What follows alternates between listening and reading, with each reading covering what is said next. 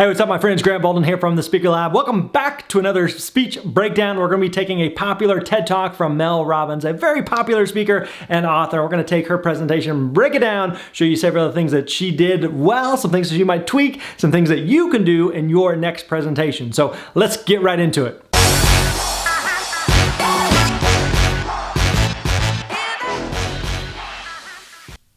Bigger welcome. Hello, San Francisco. TEDx. Oh my God, blinding light. Hi, everybody. How are you? Fine. Oh my gosh. Okay, so my name is Mel Robbins. Okay, now this is there's people who have different ways of approaching that first line of the talk. Whenever you first come out for a presentation, that is the moment where you may have the most attention and the most engagement from an audience. They have no idea where you're going to go. They have no idea what kind of presentation you're going to give. So those first few words are really important. So for some speakers, they will come out and they do a little bit of crowd engagement of, hey, how's everybody doing? I can't hear you. Good to be here in San Francisco or wherever you are in the world. And there's pros and cons to doing that. In one way, it can come across a little bit cheesy, it can come across a little bit hokey, it can come across a little bit stereotypical for a speaker. And another way, maybe it does endear you a little bit to the crowd. So for most speakers though, they like to come out there, they like to plant and begin their presentation or talk. Now it seems like that this is an audience based on the response, based on obviously we don't have the context here. We have no idea who's in the audience or what the introduction was that led her to say some of these things. So Mel is a phenomenal speaker. She knows what she's doing, so I'm totally happy to give her the benefit of the doubt on this one. But for most speakers, what you want to do is whenever you come out to a cold audience that's not familiar with you, you want to plant and then begin without doing any kind of the warm-up stuff. And for the last 17 years, I have done nothing but help people get everything that they want. Within reason. My husband's here. And so I've done it in the courtroom, in the boardroom, in the bedroom, in people's living room, whatever room you want to be in. If I'm there, I will help you get whatever you want by any means necessary. Okay, now this is again an interesting opening here because she's talking about, I'm going to help you get whatever you want, listing a couple different scenarios, a couple different contexts, and for an audience, they're immediately sucked in and going like, okay, I'm interested. I got some things that come into mind of things that I would like, prefer personally or professionally or whatever it may be, and if this speaker is getting ready to tell me how I can do that, then it's going to naturally make me a lot more engaged and want to be tuned in with where she's going to go. Now, this also feels like she's so it feels like she's riffing a little bit there. It feels like this is not necessarily a really scripted opening. Typically, whenever you have an opening for your talk, typically the opening, the closing, and some of the transitions are typically going to be the pieces that are most tight and most tightly scripted. And so it doesn't necessarily feel like that here. It's not necessarily a bad thing, just again, kind of an observation for how she is presenting here to get started. The last 3 years, I host a syndicated radio show. 5 days a week, I go live in 40 cities, and I talk to men and women across America who feel stuck. Do you know that 1/3 of Americans feel dissatisfied with their lives right now? That is 100 million people. That's insane. And I've come face to face with it in this new show that I'm doing, which is also insane. It's called In-Laws. I move in with families across America. Good example there of where humor works by just pausing, where I'm moving in with families. So people are immediately connecting like, wow, that sounds like a miserable experience. That sounds horrible. And so she's able to create some humor there without necessarily having to say anything. She can use her facial expressions, which she did a good job of there, but then also the pause is what creates the humor. Who are at war with their in-laws. I'm going to tell you everything I know in less than 18 minutes about how to get what you want. So I want you to take a millisecond right now, and I want you to think about what you want. You. And I want you to be selfish. Screw Simon and the we thing. This is about me, right now. Sorry. Now, my guess is that this is a callback to a previous talk or presentation. This is where it's important as a speaker that if you're speaking at a conference where there's other presenters or speakers or other things going on, that the more you can attend, doesn't necessarily mean that you have to attend every single conference or every single session, but the more that you're there and the more other sessions that you're a part of, the more you can make some references and make some callbacks. So for example, Last week, I was speaking at a conference, and I got there. It was a leadership conference for this company, and so everybody there works for the same company. And a couple speakers before me, about an hour before I spoke, there was one of the vice presidents who spoke, and he used a line that made no sense to me, but was hilarious to the company. So I made some notes about that. I asked for a little bit more context, and as soon as I got up to speak, that was my opening line, was basically a play off of what that guy had said earlier. And so the joke, the humor is the callback, the reference to something earlier. So it makes no sense to anybody outside of the room, which is what's happening right now, is that unless you're there and you know what it is that Mel is referencing, it doesn't necessarily make sense. But to the people in the room, it feels very endearing. It feels very engaging because we're all in this together. We're all collectively were able to experience this. So anytime you can reference or call back to another speaker or presenter that spoke earlier and everybody would be on the same page with, then it makes a lot of sense. Or any type of current event or something that everybody would be on the same page with, it can be really, really powerful and effective. Simon, what do you want? And here's the deal. I don't want it to sound good to other people. Being healthy will not get your ass on a treadmill. Losing your man boobs so you could hook up with somebody, now that's motivation. So I want to know, what do you want? Do you want to lose weight? Do you want to triple your income? Do you want to start a nonprofit? Do you want to find love? What is it? Get it right here. You know what it is. Don't analyze it to death. Just pick something. That's part of the problem. You won't pick. Now, this also raises a question for what it is that she's talking about, is do most people actually know what it is that they want? I think for some people, maybe they do. I think for me, as I'm just kind of thinking through it from an observer, from a spectator standpoint, I'm trying to think through, what is it that I want? I can come up with maybe some ideas personally or professionally, and maybe she is saying like, hey, just any of those things that come to mind, just pick one of those to roll with. So it might be interesting though if she dug in a little bit there and talked about how do you figure out what it is that you actually want? Or maybe it is things that you know that you want, but you're having to feel like you have to rationalize it or justify why it is that you want that thing and why it's not necessarily a bad thing to want whatever that thing is. We're going to be talking about how you get what you want. And frankly, getting what you want is simple. But notice I didn't say it was easy. It's very simple. In fact, if you think about it, we live in the most amazing moment in time. So that thing that you have up here, whatever it may be, you want to use healthy eating to cure your diabetes, you want to figure out how to take care of the elders and start a new hospice center, you want to move to Africa and build a school, guess what? Now you may notice here where she's walking, she's doing a lot of moving around the stage, and it makes sense. I think she's doing a good job with that. But right now at this particular spot where she's really come out of where the light is. Now this could be, there's a couple different types of lighting for stages. Sometimes it's going to be just a spotlight, which is going to be very, very difficult for the speaker to see the audience. I personally am not a fan of that. I personally prefer when the house lights are about 50% or higher. I like to be able to see the room, see the audience, if not completely lit, right?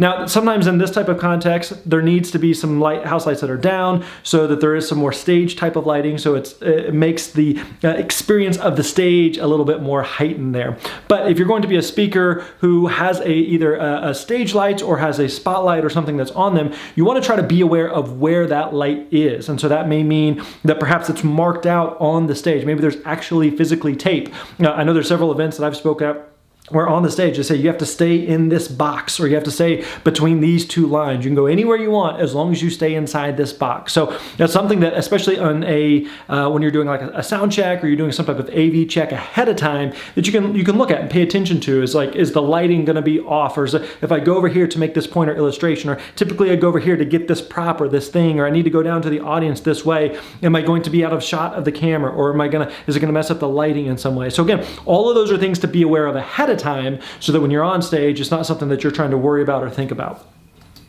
You could walk into a bookstore right now and buy at least 10 books written by credentialed experts on how the hell you do it. You could Google it, and you could probably find at least, 1,000 blogs documenting the step-by-step-by-step transformation that somebody else is already doing. See, again, do you see how different the lighting is for her? When she's in the middle or kind of on the outskirts there, then she's really well lit. As soon as she goes to the edges, I agree, I like going to the edges there, but you want to know where that lighting is, because now all of a sudden it looks much darker for her face, for just the lighting is no longer good in the spots where she's at. You can find anybody online and cyber stalk them. You can just walk in their footsteps and let them, just use the science of drafting. Follow what everyone else has done, because somebody else is already doing it. So why don't you have what you want? See the difference there? When you have all the information that you need, you have the contacts that you need, there are probably free tools online that allow you to start a business or join a group or do whatever the heck you want. It all comes down to one word.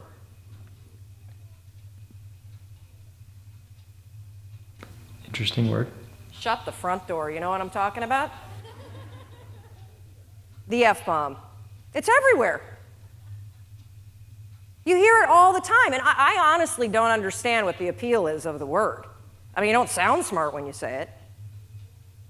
And it's really not expressing how you really feel. It's sort of a cheap, shot to take. And of course, I'm talking about the word fine. How you doing? I'm fine. Okay, now this is obviously a good play on words. So you see what she did there. She puts up the F word, the F-bomb. People are assuming it's that F-bomb, and she starts kind of talking about it as if it is, and really it's something that it is not. So good playful use there. Now again, depending on the nature of your style as a speaker, depending on who you're speaking to or the context, you got to be cautious with doing something like that with language or putting something like that up on the screen that may offend or tick off or upset some members of the audience or the company, because you got to remember, whoever it is that hired you, whoever it is that brought you in, they're in the risk mitigation business. You want to make sure that you make them look good. So after the event, that any other coworkers, colleagues, bosses, committees, boards, any of that stuff, they all think, you know what, John or Sally or whoever, you made the best possible choice in picking this speaker. They made us look amazing. They didn't embarrass us. They didn't say anything weird. They didn't say anything that was inappropriate or anything like that. So if you're going to use language, if that's something that you normally do that's kind of on brand for you, then you can probably get away with it if it's something that they are expecting you to do whenever you speak. And there's some speakers that are like that. They have no filter, and they're going to swear from stage, and you just kind of know that's what you get whenever you are hiring that kind of speaker. That's fine if you want to be that kind of speaker. There's nothing wrong with that. But you also have to be cautious that if the client's not aware that you're going to do this, that it may be something that potentially catches them off guard or could potentially offend them. Oh, really? You are? Dragging around those extra 40 pounds? You're fine? If you're crappy, say you're crappy. If you're amazing, say you're amazing. Tell the truth. The bigger issue with fine is that you say it to yourself. That thing that you want, I guarantee you, you've convinced yourself that you're fine not having it. That's why you're not pushing yourself. Powerful moment there. You know, she slowed down her cadence a little bit. You've convinced yourself that you're fine not having it. So again, slowing down the cadence, pausing there, creates a much more powerful moment. So really well done there. And one of the reasons why this word also just annoys me so much is scientists have calculated, oh yeah, I'm coming down. Scientists have calculated the odds of you being born. Okay, let's talk about this coming down off of stage. I'm a huge fan of this, all right? Because all of a sudden it takes what is normal and usual for a audience. They're assuming that there's the speaker is supposed to stay on stage, and all of a sudden the speaker gets off. It breaks what they are used to. It breaks the norm. And so all of a sudden it increases their engagement, increases their attention, because now all of a sudden they're thinking, oh my gosh, what is she gonna come to me? She's getting closer to me. She's walking down this aisle. And so it just all of a sudden you are able as a speaker to get much closer to the audience, and it causes them to be much more engaged. Now, one of the things you have to be aware of is, again, the lighting, the video, the audio. Those are things that you want to check ahead of time. So I like getting off of stage. So I always check with the AV crew ahead of time. Hey, are you okay if I get off the stage and walk around? They're like, yeah, as long as you don't go in front of the speaker. If you go in front of the speaker, it's going to create loud feedback. It's going to ruin it for everybody. So you want to know what those types of things are, but making sure that you check on that stuff ahead of time. You also got to be aware, you'll notice immediately that everybody in the first few rows has to turn around to see her speaking and to see her presenting. Now, it's fine, but they're probably not going to be that attentive if they have to do that for 10, 20, 30, 45 minutes or so. But if it's something where she's moving around a lot and they're just kind of being able to follow without having to be turned around the whole time, then they're going to be okay with that. So just again, something to be aware of, that she's probably, for me, if there's 2 aisles there, she's going to come down this aisle, she's going to speak for a few minutes, and then maybe she's going to go around and go to another aisle and continually move around to keep the audience engaged. So I'm a huge fan of this. You just got to make sure you think through some of the AV things ahead of time. That's right. They've crunched the numbers. I see you up there. They have crunched the numbers on you. Yeah, no, you guys standing up, you want to sit down for this. They've crunched the numbers on you being Good. born. I like this. And they took into account all of the wars and the natural disasters, so again, going to the other side. Dinosaurs and everything else. And do you realize... You see what she's doing there? She's not even necessarily, it doesn't look like there's a real clear aisle that she can walk through to get the other side. She's just kind of cutting through a rope, which is great. There's nothing wrong with that, right? Because again, it heightens the engagement of the audience. People are wondering, where's she going? What's she gonna say? And so it keeps an audience on their toes. Again, really big fan of what she's doing here. Odds. The odds of you. Yeah, right here. Put your computer away. Stand up for me. Doug. Oh, this is good. Okay, calling out a very specific person. So it's one thing to say, all of you feel like this, but instead of saying you, this one specific person, let's talk about you for a second. Now, I have no idea where she's going with this, and I'm sure the person that just got called on and the audience is really nervous about what's going to happen next. So I'm just as excited. Let's check it out. So the odds of Doug here, turn around, say hi to everybody. The odds, of Doug being born, at the moment in time he was born, to the parents you were born to, with the DNA structure that you have, 1 in 400 trillion. Isn't that amazing? I'm so lucky. Yes. You're not fine, you're fantastic. You have life-changing ideas for a reason, and it's not to torture yourself. Thank you. Thank you, Doug. Now that was a powerful moment there. Did you notice that? Did you notice she's eyeing this person like one-on-one, just looking them in the eye and having this kind of real, authentic moment with just them. So even though she's not doing this with every single person in the audience there, this one powerful moment she's having with this one seemingly unsuspecting audience member creates a powerful moment for the entire audience there. And that's something that she could have even leaned into a little bit more and could have continued to follow through with, of talking to them. Do you realize that you right here in this moment, you are 1 in 400 trillion, and she's not talking to everybody, she's just talking to this one person, and yet she's still talking with the entire audience. So really powerful moment there. You know, Christine was right when she said all of you could be on stage, because all of you, we're all in this category. 1 in 400 trillion. All day long you have ideas that could change your life, that could change the world, that could change the way that you feel. And what do you do with them? Nothing. Oh, hopefully I won't moon you. You didn't pay for that. It's a good throwaway line there. And I want you to just think for a minute.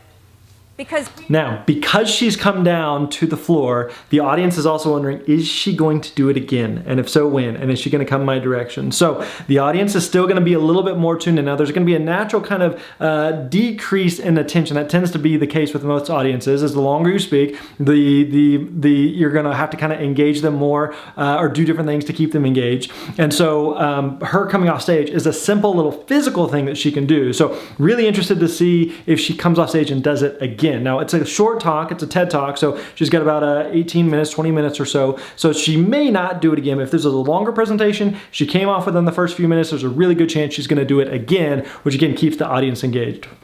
I love to use the analogy, the inner snooze button. You have these amazing ideas that bubble up, right? You've been watching people all day, and I guarantee you, like, ping pong balls, boom, boom, boom, boom, boom, boom, boom. You've got an idea, oh, I should do this, I should do that. And every time you have an idea, what do? Boop, hit the snooze. What's the first decision you made this morning? I bet it was to go back to bed. Yep, the first decision today, I'm 1 in 400 trillion, I'm gonna go back to sleep. And I get it. Your bed is comfortable. It's cozy, it's warm. If you're lucky, you've got, like somebody that you love next to you, or in my case, I've got my husband and my 2 kids and possibly the dog. And the reason why I'm bringing up this first decision that you made today and the inner snooze alarm is because in any area of your life that you want to change, there's one fact that you need to know. Just one. You're never going to feel like it. Good point. Ever. No one's coming. Motivation isn't happening. Let's talk about slides for a second. Now, one thing that you've seen with some of these slides, they're really basic. It doesn't have to necessarily be something that's extremely, really well polished or designed. There's black and white text, right? And that's it. And that is effective, though, for what it is that she's talking about, what she's doing. The pictures that she's shown so far are just basic pictures on a white background, and that can be very, very effective. So you don't have to have like some overly designed, overly complicated type of slide. Sometimes it's just black and white can be very effective. It's very, very simple to get what you want. But it's not easy. You have to force yourself. And I mean force.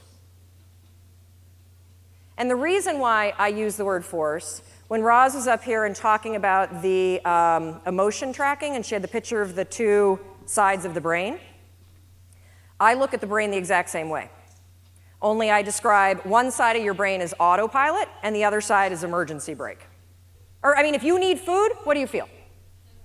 If you need water, what do you feel? If you need sex, what do you feel? Thank you. That's a good, simple little interaction there with the audience of kind of this call and response. So, in this case, she's talking about different scenarios of how you're feeling. And so it's natural what the audience would say in response to that, what that answer would be. So as long as you're doing something where the audience would all know and they're, again, all on the same page for it. So, if you're talking about opposites, instead of feeling cold, you want to feel hot. Instead of going north, you could go south. Instead of, whatever it may be, whatever it is that you're talking about, but doing something there where it gives the audience engaged. So she's doing from the moving around the audience to these little engagements to these little things that she's doing, these little touch points that again keeps the audience engaged. I think when you feel stuck or dissatisfied in your life, it's a signal. And it's not a signal that your life is broken.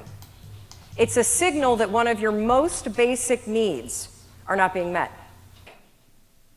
The other thing that it does very quickly is if you have one of those little impulses that are pulling you, if you don't marry it with an action within 5 seconds, you pull the emergency brake and kill the idea. Kill it. If you have the impulse to get up and come dance while the band is playing, if you don't stand up in 5 seconds, you're going to pull the emergency brake. If you have an impulse about you were inspired by somebody's speech today and you don't do something within 5 seconds, write a note, send yourself a text. Anything physical to marry it with the idea, you will pull the emergency brake and kill the idea. Your problem isn't ideas. Your problem is you don't act on them. Okay, now this is again another really good point there with a really, really practical application, because it's one thing to just kind of talk about this, pie in the sky type of idea, but it's another thing to say, hey, here's a 5-second rule you can implement in your life starting right now. So next time that you hear some type of thing, implement on that, take action on that, do something with that within those 5 seconds, or you're not going to do anything. So this is again a really, really good application for what it is that she's been talking about. It's not my fault. It's not anybody's fault. You're doing it to yourself. Stop it. I'm counting on you. 1 in 400 trillion. You got stuff to do. And it's not going to happen in your head. So I want you to practice this today. When we go off to party, thank God it's coming soon because I think we all could use a cocktail. I want you to practice the 5-second rule. You see somebody and you think you have that impulse, they look interesting. Walk over there. You were inspired by somebody and you have a request, make it. That's why you're here. Experiment with it, and I think you'll be shocked about what happens. And one more thing, Now, this is a TED Talk, so it's going to be limited in the amount of time that she has, but one thing she could do here is she could go into several more examples. So she's talking about it in the context of this particular event, which is good. In the next few minutes when the event wraps up, and you're at a cocktail party, it sounds like, then here's a few practical little things that people could do to implement and apply this immediately. But whenever you go home, whenever you think of something with your spouse or something with your kids, or you're at work on Monday, and she can name a couple of different specific scenarios of how someone could apply the 5-second rule. That could be another thing that, again, could dig a little bit further and lean into this topic a little bit more. Know that everything that I do, whether it's the radio show or the television show or the book that I wrote or the column, it's for you. And if there is anything that I can do, if I can do anything to make you do the things you don't want to do so you can have what you want, I will do it. But you need to walk over, you need to open your mouth, and you need to make the request. You got it? Good. Go do it.